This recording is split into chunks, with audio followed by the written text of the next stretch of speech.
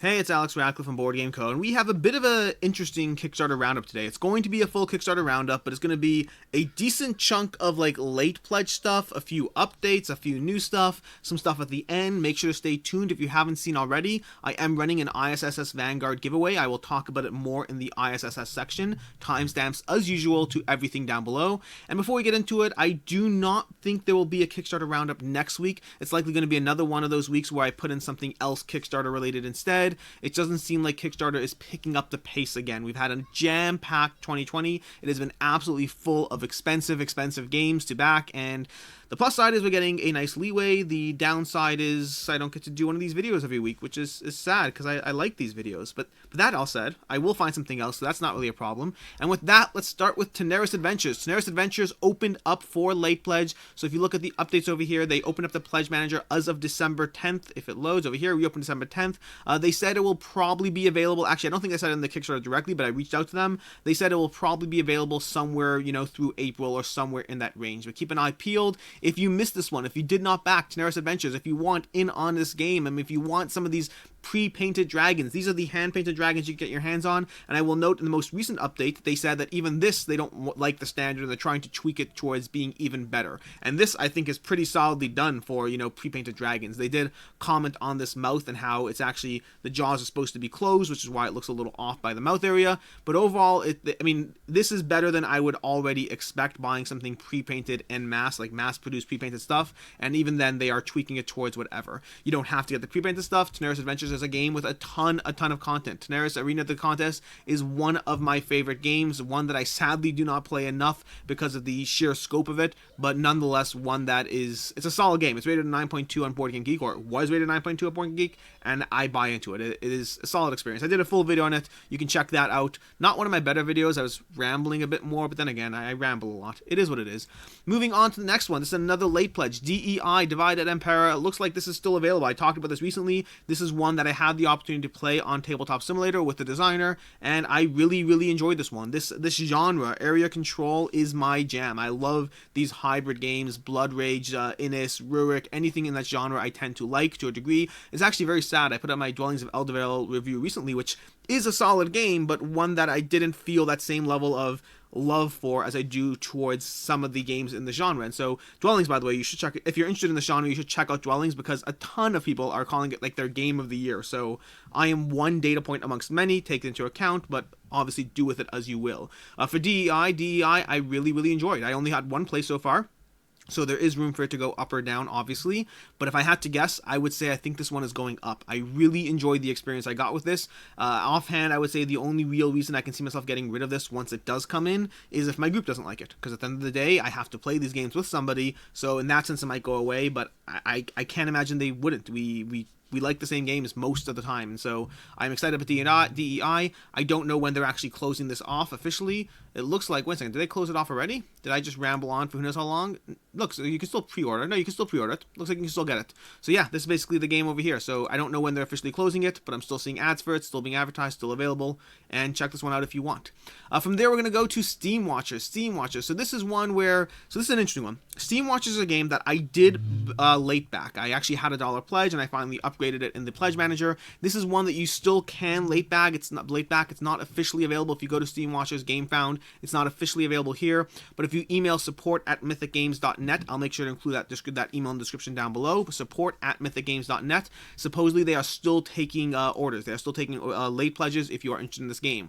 This is going to be one that's totally different gameplay to DEI, but both came out a similar time frame and both have a wintry theme and area control.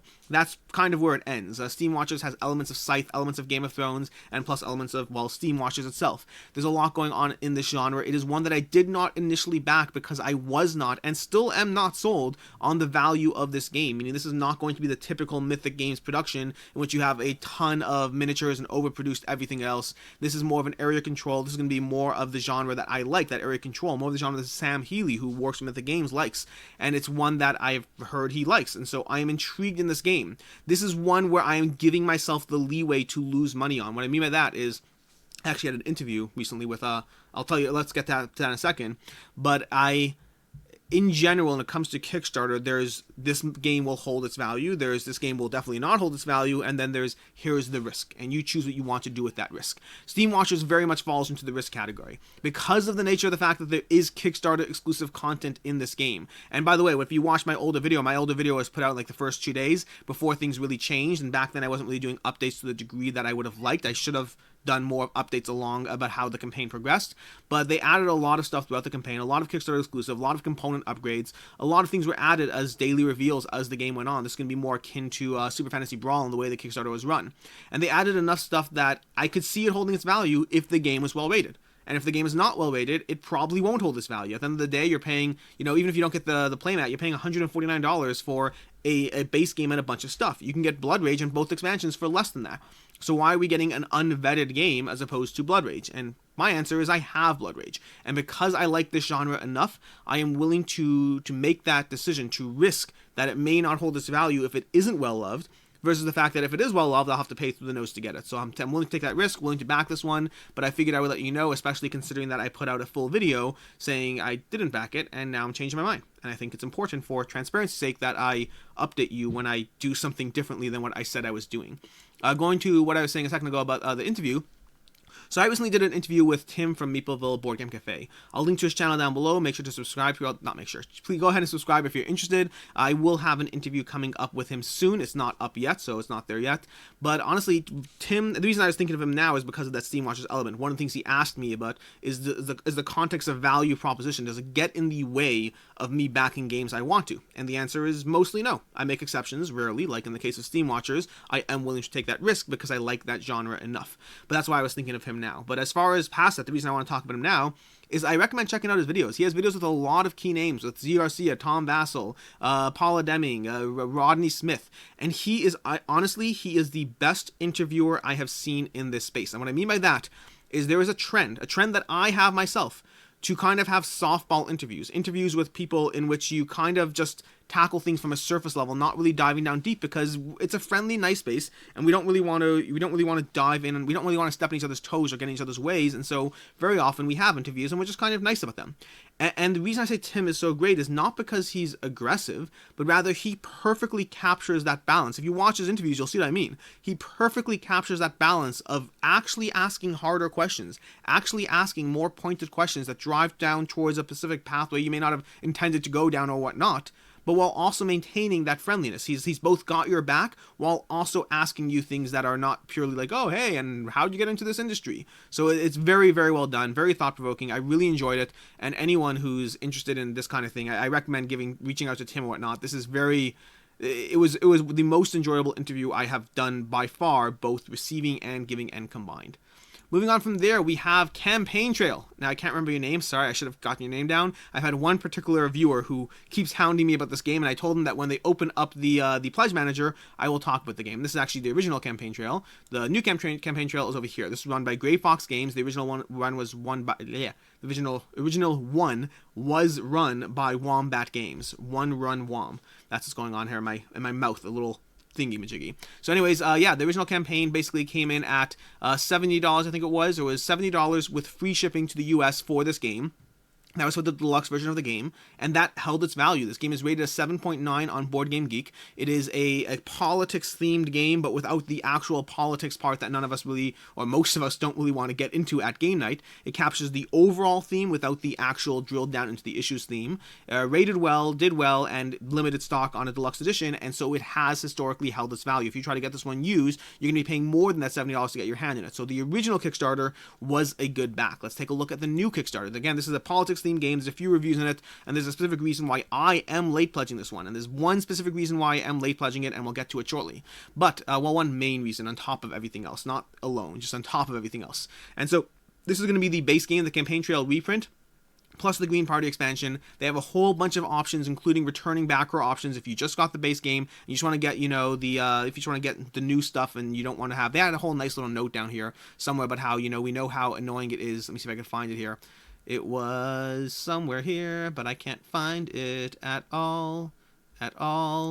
at all. I can't find it. They had a note basically talking. Oh, here it is. We know it's frustrating to back something only to have a change in future versions. To that end, we're offering a pledge levels that give you all the new stuff, and that's basically it, which is good on them. I appreciate that. In general, I need to do a whole video of this at some point, but there is a problem in Kickstarter where you see higher turnover of new games coming out with new tweaks, new whatevers. There's pros to it and there are cons to it. It's really one of those things where no matter what you do, you're in some way, it's a problem. It's a longer video in and of itself, but good on them for releasing just an update pack to those who want. Yes, of course, you still have to pay for it, so it is, 6 of one, half dozen of the other. As far as the pledge levels, other than that, they have a $79 pledge level for the deluxe game and expansion, and before you think, hey, that's only $10 more than last time, no, this one you're paying shipping on, so once you factor in that $11 or so, it's basically $20 more than last time to get the deluxeified edition plus the expansion here, which $20 for the expansion is not the worst considering what it costs for the expansion itself on this campaign.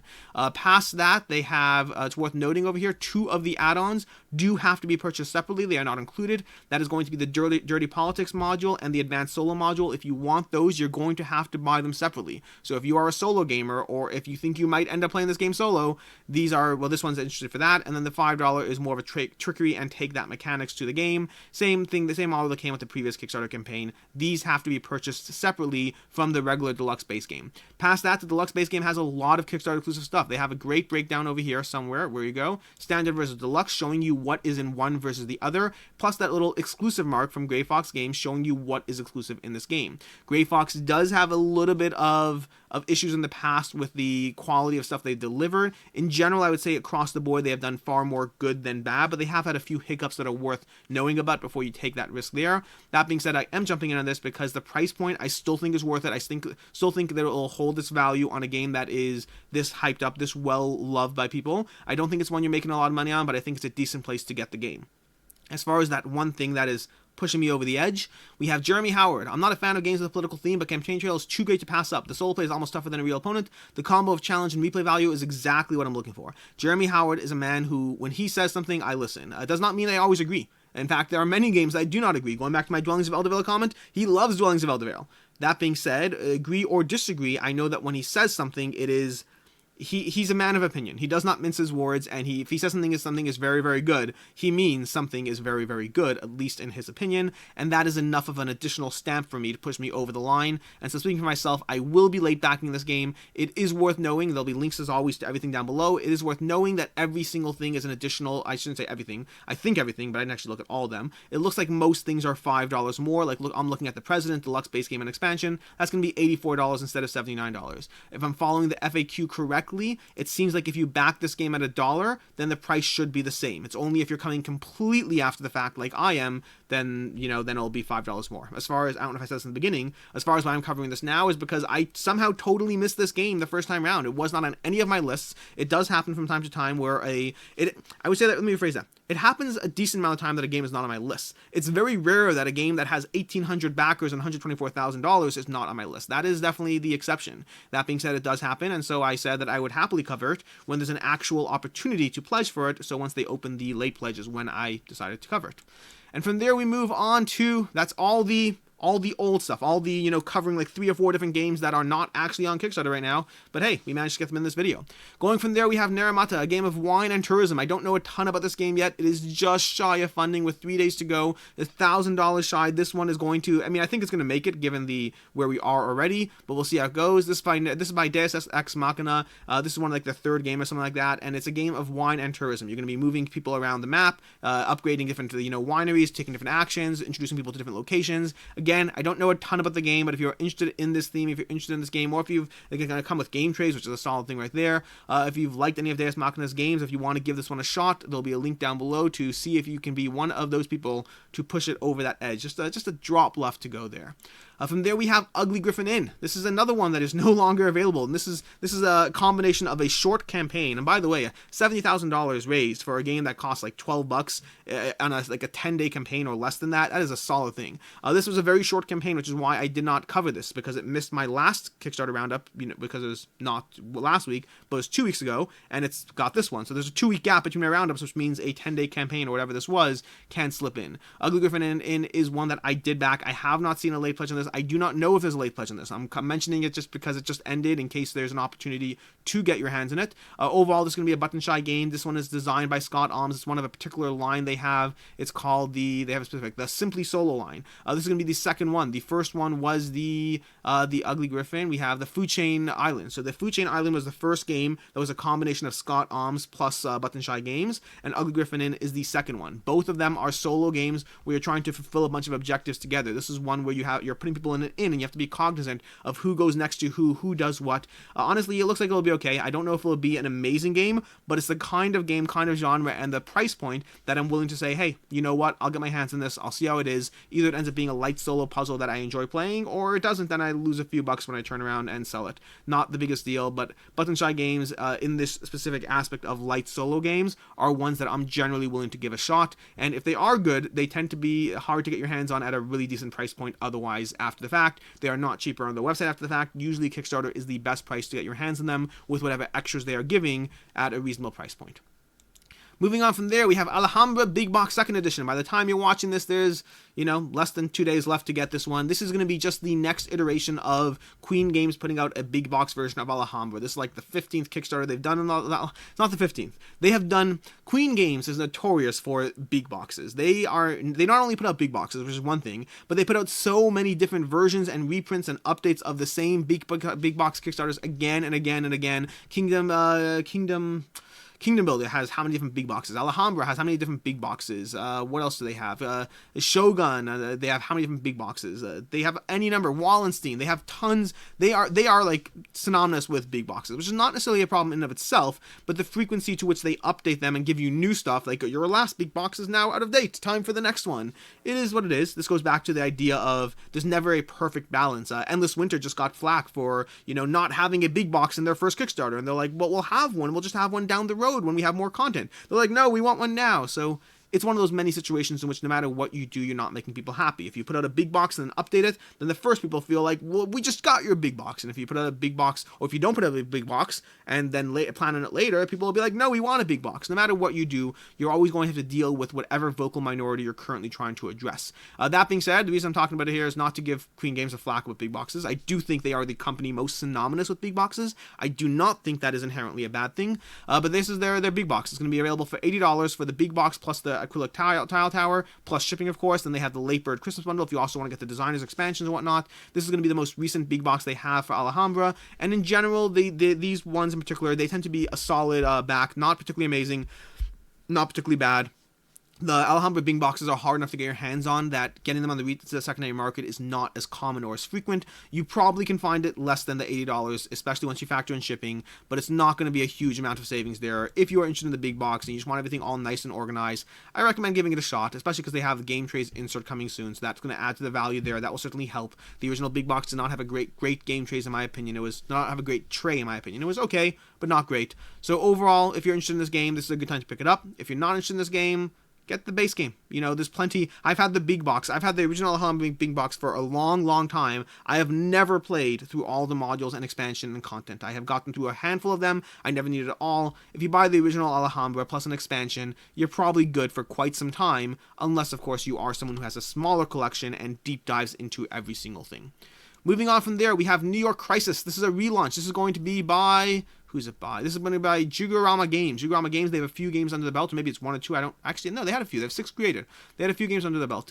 This is one that is... the theme is actually pretty interesting. You're basically a tourist family headed to New York and experiencing all sorts of events. And if you back the Kickstarter, some of those events are going to be, not officially, but Ghostbusters, Die Hard, and Batman. So you have these 3 separate modules they're throwing in there as far as what the Smith family is encountering today. This is going to be I believe it's cooperative, but it's going to be a dice management and whatnot. And it looks okay. It looks fine. Look at these little totally not Ghostbuster miniatures. Do they say Ghostbusters? They say Phil Murray. I don't think they say anything about Ghostbusters. I know that because a Mission Die Harsh is what they have over here, and Doug Smith and Joe McClane. So they're mixing things up just a bit. And then we have, Inspector, whatever his name is, the Vane Enterprises, and Commissioner Gordon. Gordon is spelled differently. Small little tweaks to make it not the things they're supposed to be. And then for €35 or $43, you have the core game, and then and those will give you the modules, the extra expansion modules, but without the miniatures attached with them. So you will get those, those various 3 extra missions that we just talked about, but without the missions, without the miniatures.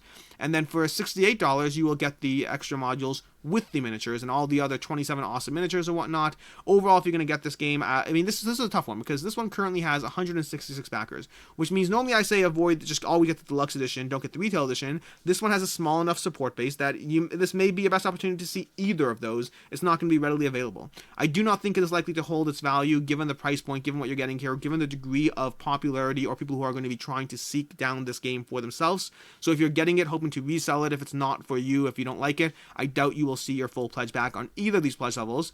So your options are basically $43 plus shipping for the non-miniature version, or not as many miniatures version, or the $68 for plus shipping for the full miniatures version and everything. So check them out. If you're interested in this back, give it a shot. There's a few videos you can check out to see if it's more your type of game or not. But as far as value proposition goes, this is not a great back in that sense. Moving on from there, we have Vindication board game. Vindication, this is one I have to apologize for because I absolutely, totally, 100% screwed up. Not even remotely a question. What I mean by that is sometimes when, and I find this happens when I know a game better almost, because I forget that I know a lot more about the game and I forget to talk about like a key point of the video. And so with Vindication, I was focusing primarily on the Chronicles expansion. If you don't know already, I have a full video on Vindication Chronicles going into whether you should or shouldn't back it. Vindication is one of my favorite games of all time. I will be doing a top 50 games of all time. First video will be going up, I believe, Thursday. First video will be going up Thursday of this week, 50 to 40. But Vindication is in my top 50 of all time. It is a solid game. It is more specifically, it's number 10. It's my 10th highest game of all time as of 2020. Really solid game, really like it. Generally does a decent job holding its value without being an amazing back. It falls into that mid-range of good back, solid opportunity to get your hands in it, but also not an incredible back. That being said, in my full video, I absolutely 100% neglected to talk about the green tier ultimate bundle. I did not point out, I did not go over this. I was focusing more on the Chronicles and the individual should you back it, that I did not go through the full ultimate bundle. The full ultimate bundle, if you add it all up, is roughly $279 worth of content. I believe it's $279. I have to double check it, but it's roughly $279 worth of content plus free shipping for what would otherwise, it's $229 plus free shipping for what is otherwise $279 plus you'd have to pay for. So it's basically like a $70 value, or roughly a $70 value once you factor in the shipping and the extras. So you're getting a decent chunk of savings by backing the green tier ultimate bundle, to the point that even though I own the Leaders and Alliances and some of these promo packs and all that stuff, even though I own a decent amount of that, I plan on doing the math for myself later, whether it's worth, instead of just backing Chronicles plus the various promos I want, whether it's instead worth backing the ultimate bundle and just selling the base game, or probably selling the base game of Vindication once I get my hands in it. I mean, Vindication is, like I said, I really like it. It very much falls into that mind game puzzle aspect, that not mind game, I don't know why I said that, puzzly aspect of giving a certain set of criteria and variables, how you're going to make it all work, how you're going to make it all come together smoothly and find that pathway towards victory in this game. And Chronicles, because I probably should talk about the Kickstarter here as well,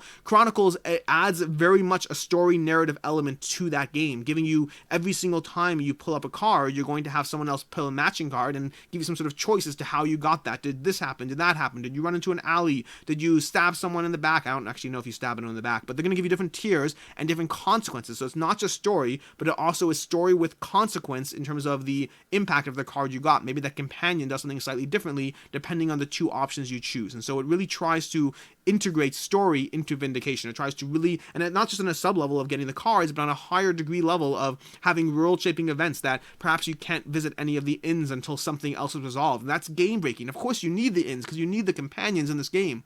I absolutely adore Vindication. Every single time I play this, it's a great game to the table. It requires minimal. I can play this game, I can not touch this game for like 6 months, which I have done, and then pull it out with like 30 seconds of flipping through the rulebook. It is a solid experience. I really enjoy it. One of my top games, which I clearly said already, and one that overall is a solid value. And if this is your first time in, that green tier, that ultimate bundle, is hands down the best opportunity there because of that roughly $60, $70 savings you're getting, but combined with free stuff and shipping. Obviously, you have to factor in what you would or wouldn't have bought from that bundle, so that could change the equation. But overall, if you wanted all that stuff, it's a solid back. And I will note, the sleeves are not included in it. Basically, almost everything except for sleeves are included. So you have to buy sleeves separately. Generally, I recommend Sleeve Kings. You can check out the sleeves they have on this page as well, but usually I recommend Sleeve Kings from there. And that is going to be Vindication and everything Vindication. From there, we move to Winter Queen.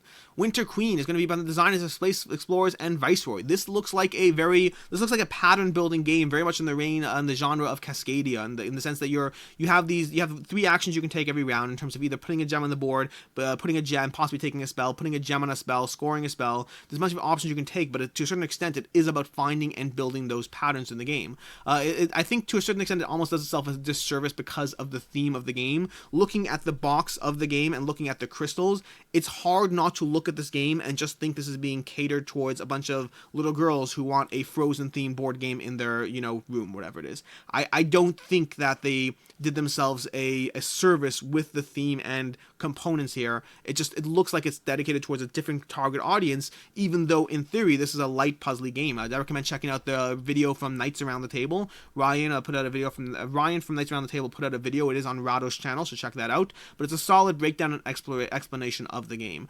For this game, we currently have, what do we have? We currently have 319 backers, and there is a regular version for $29 plus shipping and a Royal Wizard version for $37 plus shipping. In general, I recommend going for the deluxe version, which gives you the extras. Keep in mind the same thing I said about the New York one is going to apply here. With only 319 backers, this is one that may not see a heavy enough retail release that either one of these pledges might be your best and only opportunity to get your hands in it. I do not think it's one that's going to particularly hold its value. If you're trying to sell it down the road, you will probably take a loss in it because there's not a huge audience of people looking for this game. That being said, this may be your best opportunity to get it for that exact same reason. Small enough print runs often mean that it's your best opportunity to get it, even if it will not hold its value. Those are 2 separate conversations, the holding the value and your own availability to get it at what price.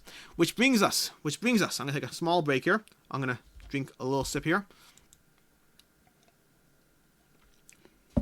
Which brings us to ISS Vanguard. ISS Vanguard, which this is one that I will probably have a full dedicated video covering this game once the campaign is closer to the last week or so. Until then, I will cover it in whatever roundups we have. Given the fact that we have 17 days left, that means it will show up in this week's roundup, as well as next week's roundup, and possibly its own dedicated video along the way. Additionally, I have a Play This Not That with Etherfields versus ISS Vanguard going up this Wednesday, in case you want to see a comparison of those.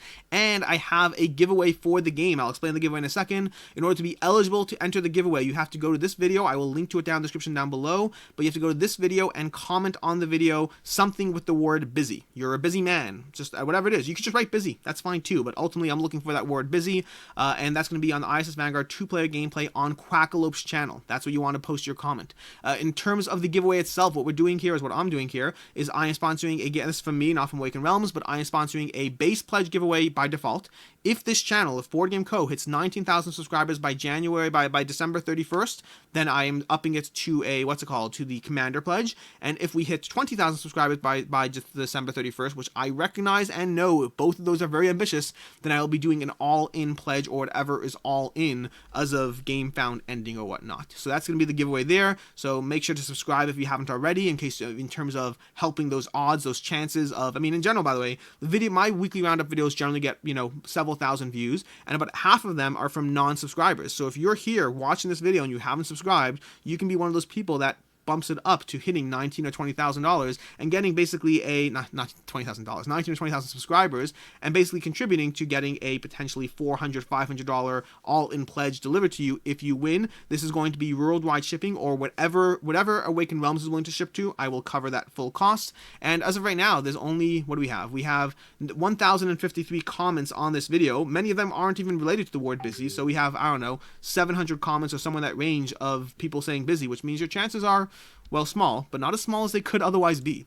Going back to ISS Vanguard itself. So ISS Vanguard, if you don't already know, is Awakened Realms' hyped Kickstarter for going on 2 years now. This is one that they have been hyping for a very long time, dropping their little pamphlets or leaflets in all of their Kickstarters and Tainted Grail and Etherfields and all that. And this is finally launching. I have multiple videos on this game, from reviews, from playthroughs, from how to play, all that stuff going out. Overall, my very short opinion of this one is that it is, in my opinion, not my opinion, it is my favorite narrative game that I have played in games that have a narrative-focused narrative genre, whatever it is. Mechanically speaking, I think the game is on the lighter side. This is a game that, despite being a game that I love and am adding to my collection, as this says over here, I love this game, 100% adding to my collection, I am going all in on it. At the same time, understand that my highest narrative game, compared to the mechanics I play, means that this is probably in my top 100, but it's not in my top 50. It's a solid game. I'm excited to add it. I'm excited to go back to the game, but it's also not in my top 50 games of all time because I am more of a mechanically focused player. So both things are true. I love this game. I want to add it to my collection. Also not my top 10 games. I always want to be very clear with this because there's different levels of hype. I like a lot of games. I have hundreds of games in my collection.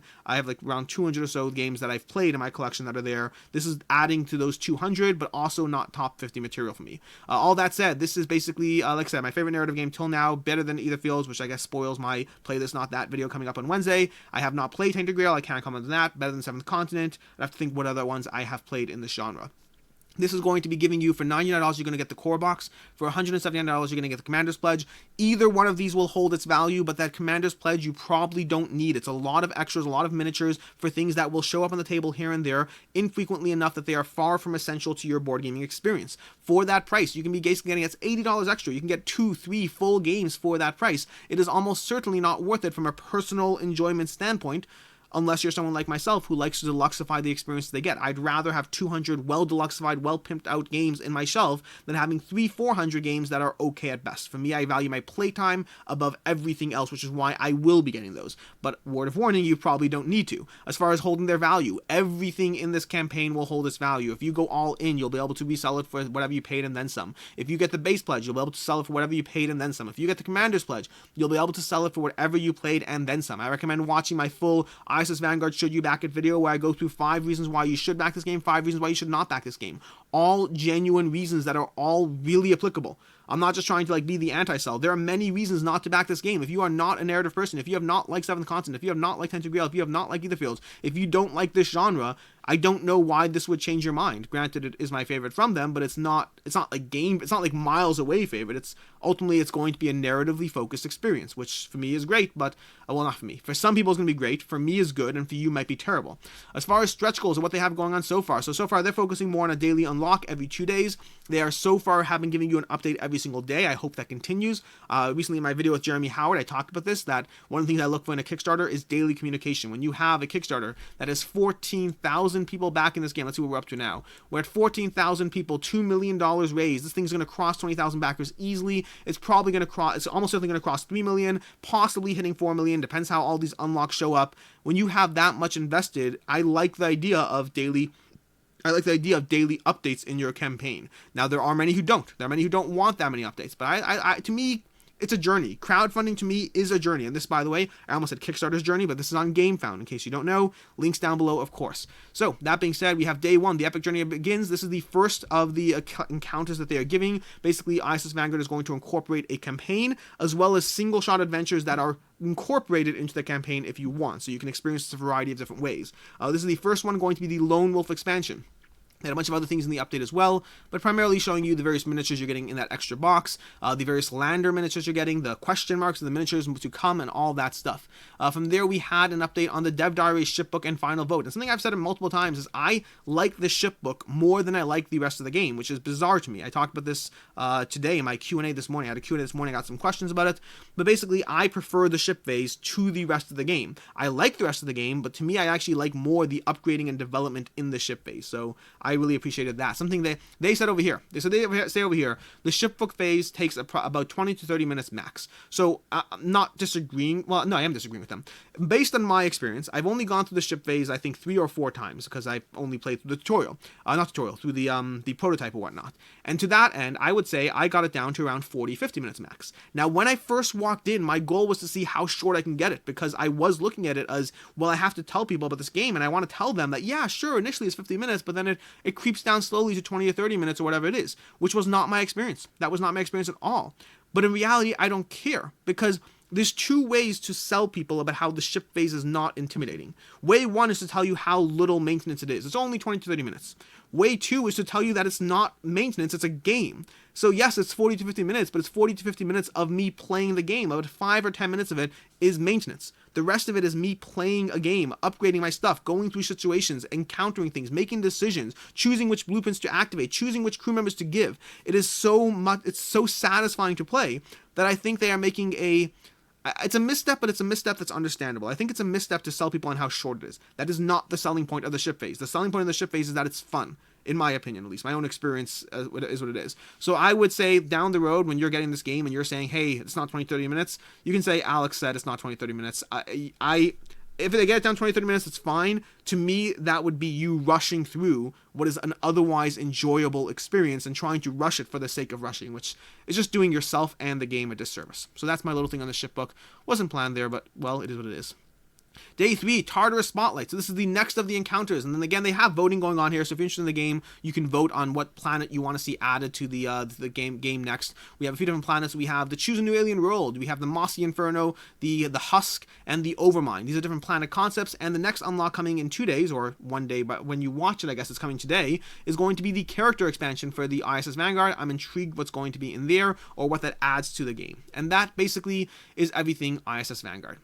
And from there, we go to Valda, Rise of the Giants, and Ragnarok. Valda, Rise of the Giants is going to be a reprint of, well, not a reprint, a reprint plus expansion for Valda, rated a 7.6 on Board Game Geek. This is a worker placement tableau building game with so the theme and art's great. Worker placement I like, tableau building I like. Ultimately, this one falls into this weird trap of trap's the wrong word. A weird space of not having a ton of audience behind it. So it is rated pretty decently, and it is art and world and everything else that I like. But they had a previous Kickstarter as well. This is over here. They had 840 backers, a decent amount. But at the end of the day, that's just not a huge audience in the larger scheme of things. So overall, speaking for myself, I'm intrigued by this game, but I'm not seeing enough popular support to pull me in and feel confident in how it's going to go. As far as the price points, I think it's going to fall into the same range. We've talked a few of these. This is not readily available. Like, I tried looking through sold listings for the original Kickstarter. There's nothing. Or like there's one thing in Europe. There's like barely any real data to go off of as far as whether this has held its value, as far as whether the original Kickstarter sells well, trades well, all of that. So it is a bit of a risk in that sense. Meaning, I'm not saying this is a bad back. I'm not saying it's a good back. I'm saying it's a risky back in my opinion. There's no data to support the idea that this holds its value. Overall, the game is well rated, which is a good thing or whatever it is in its favor, in the sense that well-rated games have a higher chance of holding their value. So if you back this one, you might, and it's not for you might be able to get your money back, but you're likely going to have to either sell it at a slight loss or potentially wait for that perfect buyer to come along, that person who's hunting down the game and getting their hands on it. So it falls into that risk category. Not a good back, not a bad back, a risky back. As far as the game itself, this, like I said already, is the base game of Valda already, combined with adding 2 modules. It has the Frost Giant expansion, as well as we have the Rise of the Giants expansion, as well as the Ragnarok expansion. And for $47, for $58, you get both of those. For $43, you get just the Rise of Giants expansion. For $68, you get just the base game of Valda. For $122, you get the Godslayer Pledge, which gives you basically all, and some of these come with the updated new box, the new premium box for everything. And then finally, and once you're doing the $120, or $122, once you're doing this pledge, honestly, I recommend just going for the $164 pledge and getting that Valda deluxe wooden chest, which is, it seems cool, right? I don't know, are the wooden pieces? Yeah, the wooden peoples are engraved either way. But for another $44, you get this cool deluxe wood chest. Not saying it'll hold its value or not, but once you're spending that much on this cool Viking themed game, well, it does seem cool. And moving on from there, that is basically everything. Coming in at 37 minutes, which is not bad considering what I did not think we had a lot of stuff. Coming up soon, we're going to have Looney Tunes, Scooby-Doo, Looney Tunes, and Teen Titans from CMON is coming soon. Soon is an undefined time. We do not have a firm date for when this is coming. We just know that they've told us about it, and that means it could show up next week. It could show up in 3-4 weeks. We don't know exactly when it's showing up. I will say I have played Scooby-Doo the board game, and I have enjoyed that one. I have this vague recollection that I think I've said this in one of my prior videos, but it is what it is. Either way, until next time, I'm Alex Radical from Board Game Co. Don't forget to subscribe for that giveaway thingamajiggy, or share it with whoever you want. Don't forget to, whatever the other don't forgets there are. And until next time, and as always, have a good one.